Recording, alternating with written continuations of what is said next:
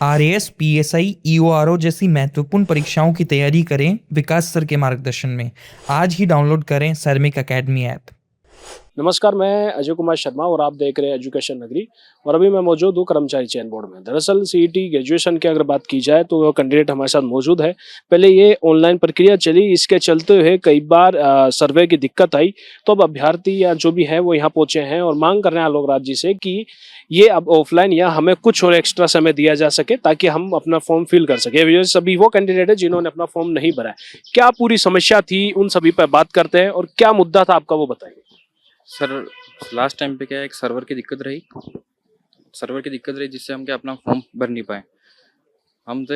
और last time पे क्या हुआ, चतुर्श्रेणी भर्ती हुई थी। अभी जो चतुर्श्रेणी भर्ती में क्या है, लास्ट टाइम पे भी हमको मेडिकल पुलिस वेरिफिकेशन में इधर उधर दौड़ाया, इससे हम व्यस्त रहे। और लास्ट टाइम पे ये ओटीपी वाली समस्या और सर्वर की समस्या रही, तो हमने अपना पहला काम समझा कि हम वेरिफिकेशन पहले करवाएं, मेडिकल पहले बनवाएं। तो हम उसमें रहे और लास्ट टाइम पे ओटीपी की समस्या रही, तो फिर और डेट आगे नहीं बढ़ी, तो हमारा फॉर्म रह गया सर। और इसमें हम काफ़ी लोग हैं जो ट्विटर एक्स का यूज़ नहीं करते हैं। और इनमें हम अभी लास्ट टाइम पे जब ये फॉर्म मतलब चला गया, इसके बाद हमने ट्विटर ऑन किया, फिर लोगों से कमेंट पे इन लोगों के नंबर लिए, इन लोगों के नंबर लिए। कई दोस्त जैसलमेर से आया है, कोई जुन्नू से आया है, कोई डूंगरपुर से आया है, कोई ऋषभदेव से आया है, कोई चित्तौड़ से आया है। सर, हम 500 किलोमीटर की दूरी तय करके यहाँ पे आए। हमारी एक ही मांग है सर कि हमारा फॉर्म फिर मतलब रीओपन हो जाए, या तो हमारा फॉर्म रीओपन नहीं होता, आप हमारा फॉर्म ऑफलाइन ले लीजिए, वो ऑफलाइन ले लिया जाए, या एक दिन के लिए पोर्टल खोल दिया जाए। और परीक्षा में अभी 4 महीने का समय है, और ऐसा नहीं है कि फॉर्म रीओपन पहली बार हो रहा है। सेट की भर्ती में भी फॉर्म रीओपन हो चुका है, तो आप एक दिन के लिए कर खोल देंगे या 2 दिन के लिए खोल देंगे तो इससे कोई प्रॉब्लम नहीं आएगी परीक्षा में। हमारी ये मांग है कि आप सीईटी ग्रेजुएशन का फॉर्म वापस खोल दीजिए सर। धन्यवाद। अगर विस्तार से पूरी बात की जाए कि किस मामले को लेकर आज आप कर्मचारी चयन पहुंचे हैं और क्या परिस्थिति बनी। परिस्थिति ये बनी सर, कर्मचारी चयन बोर्ड को इस मुद्दे सीईटी जो ग्रेजुएशन लेवल का फॉर्म है वो रीओपन पहले 1-2 दिन के लिए ही रीओपन कर दिया जाए ताकि हमारा भविष्य बच सके। क्योंकि ये सीईटी का फॉर्म जो अगर हम नहीं भर सके तो हम आगामी जो 3 वर्षों में आने वाली कोई भी वैकेंसी है उसका फॉर्म हम नहीं भर सकेंगे और हमारा भविष्य अंधकारमय हो जाएगा। और इसमें क्या हुआ कि लास्ट के दिनों में सर्वर की प्रॉब्लम, ओटीपी की समस्या आ रही थी और हम क्या चतुर्श्रेणी कर्मचारी की जो डॉक्यूमेंट वेरिफिकेशन में लगे हुए थे उस समय व्यस्त हो गए।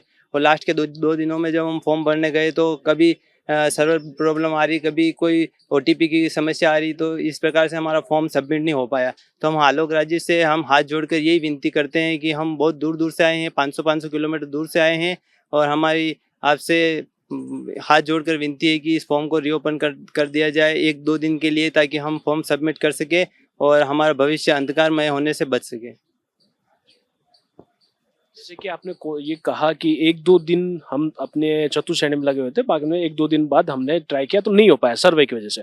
तो क्या वास्तविकता में अगर समय मिला तो कितना मिला और उस समय में क्यों नहीं हो पाया? सर, मैं एक भूतपूर्व सैनिक हूँ। मैं पहले रिजल्ट में पास हो गया सर। मेरे नंबर आए थे 15.51 और दूसरी लिस्ट में मेरा नाम ही नहीं आया, नहीं प्रोविजन लिस्ट में नाम नहीं है। और तो उसका तो पता तो चले कि हम किसी वजह से हमारा रिजल्ट रोक लिया। आप इन्हीं के साथ हैं? अलग जी। हाँ, तो आपसे मैं बाद में बात करता हूँ। जी आइए।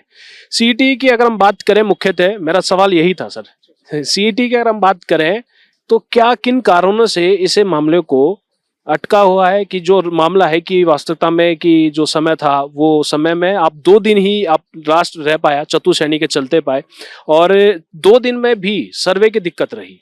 तो क्या वास्तविकता में अभ्यर्थियों को इतना समय नहीं मिल पाया था या फिर आपके पास 2 दिन ही क्यों? सर, देखा जाए तो मतलब 40 लाख प्लस थे सीईटी 12th और ग्रेजुएशन में, तो सर्वर डाउन होना वाजिब है। तो अंतिम दिनों में क्या है, स्टूडेंट होते हैं जिनको टाइम नहीं मिलता है, तो अंतिम दिनों में मतलब हमें सर्वर डाउन की समस्या देखने को मिली। ठीक है, ठीक है। तो देखा आपने, और भी कैंडिडेट यहाँ मौजूद है। जी, आपने भी फॉर्म अपील करने के लिए कि जो सर्वे की दिक्कत थी उस से निजात पाने के लिए आज फिर से आप यहाँ पहुंचे? देखिए, हम लोग विद्यार्थी परिषद के कार्यकर्ता हैं। विद्यार्थी परिषद का प्रांत का सहमंत्री हूँ और पूरा विद्यार्थी परिषद का प्रतिनिधि मंडल इन भाइयों के साथ है, क्योंकि राजस्थान में ये जो सीईटी का एग्जाम होने जा रहा है, इसमें जो फॉर्म प्रक्रिया चल रही थी वो काफ़ी स्लो होने के कारण, सर्वर बिजी होने के कारण कई छात्र फॉर्म भरने से वंचित रह गए। पूरे राजस्थान भर से हमारे पास छात्रों का कॉल आया, मैसेज आया, तो वो उनका पूरा हमने उनकी समस्याएं सुनी और आज हम लोग राजस्थानी कर्मचारी बोर्ड के ऑफिस आलोक राज्य से मिलने यहाँ का हमारा विद्यार्थी परिषद का प्रतिनिधि मंडल आया है। हम लोग इन छात्रों के साथ है क्योंकि हम छात्र हितों के लिए 365 दिन विद्यार्थी परिषद संगठन प्रत्येक कैंपस और पूरे राजस्थान में काम करता है।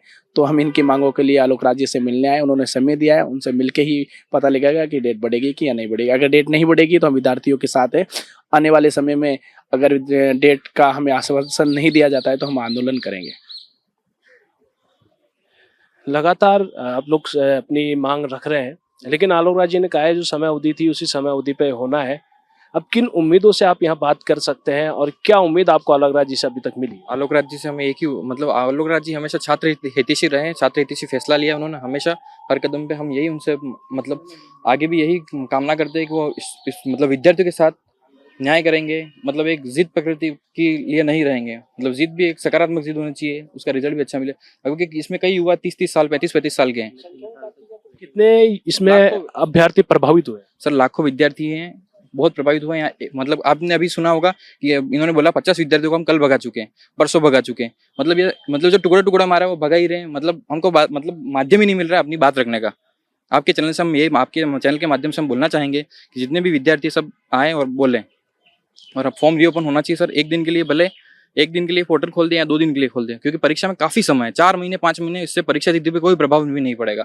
और अगर ऑनलाइन नहीं खोल सकते सर, हमारा फॉर्म ऑफलाइन ले लिया जाए। Thank you sir.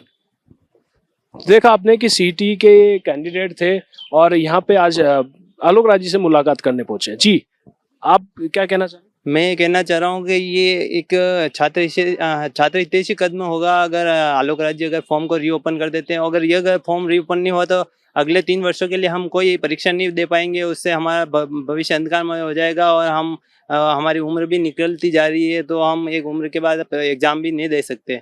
तो इसलिए एक सकारात्मक कदम आलोक राज जी का वो हमारे भविष्य को संवार सकता है।